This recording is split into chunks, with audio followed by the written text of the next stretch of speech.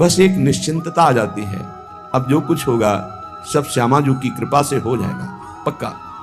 उपासक की बस ऐसी स्थिति होती है कि अपने आराध्य देव श्री लाडली जू उन्हीं से प्रार्थना करता है, अब आपको जो करना है सो करो लाडली जू, ना मेरे में बुद्धि है, न तपस्या है, न साधना बल है, न मेरे में कोई उपाय है कि मैं आपको प्राप्त कर पाऊं।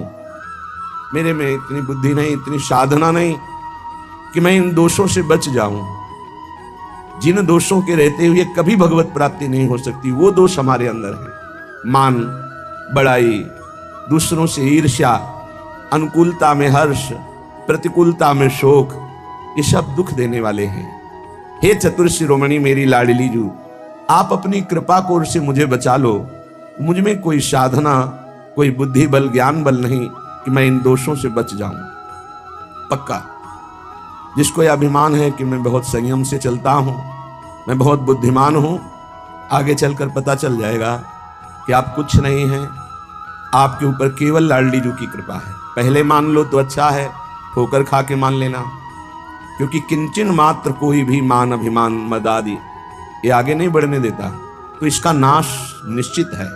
और वो जब नाश होने की लीला होती है तो बड़ा लंबा समय लग जाता है। जैसे ऑपरेशन हो, महीनों चारपाई पे पड़ा रहे, ऐसे पता नहीं कितने वर्ष लग जाएंगे हमें पुनः अपनी साधन स्थिति में आने में।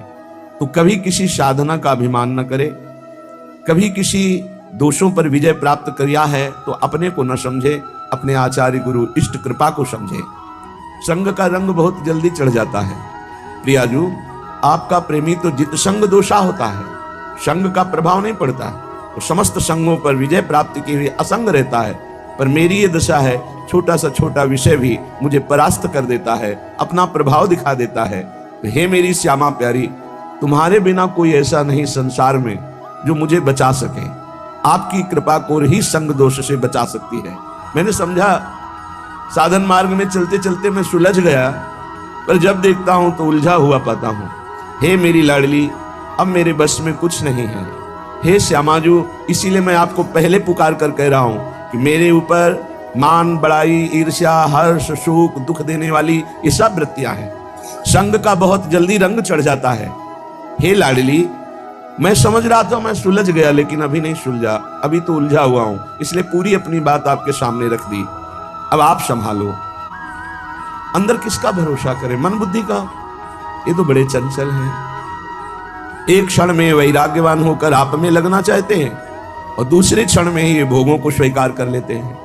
प्रियाजू, ये मन बुद्धि का कोई भरोसा नहीं। बस आप अपनी कृपा दृष्टि से देख लो, सब ठीक हो जाएगा।